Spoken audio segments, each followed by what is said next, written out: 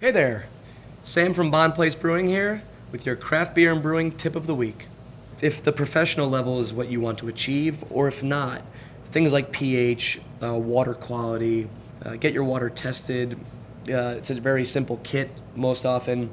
These are really important to, this might even dictate what styles of beer you may brew well, because harder water may create more of a Burton-on-Trent, if we're talking English style, more of a Burton-on-Trent style beer.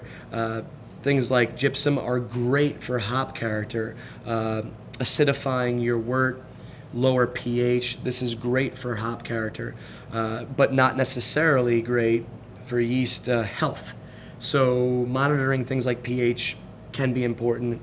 Again, at the 5-gallon or even if it's 15 gallons, if you're doing half barrel, 1 barrel of homebrew, I don't want to say it's not important.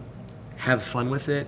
But if you want to take it to that next level, it is very important to monitor the quality of your wort. And one way of doing that is by monitoring the quality of your water and, of course, any liquids and wort and things like this with pH regard to your gravity. You can check your efficiency that way.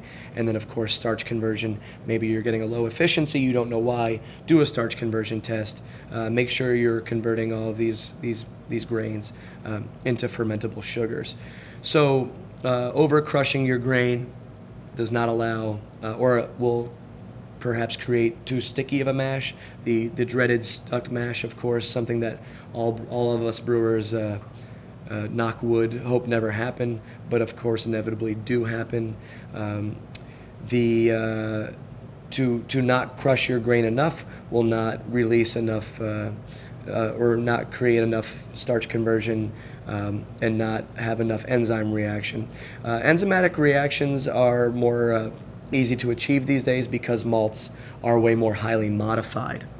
To learn more about what we do here at Bond Place Brewing and brewing in the English tradition, check out the link below.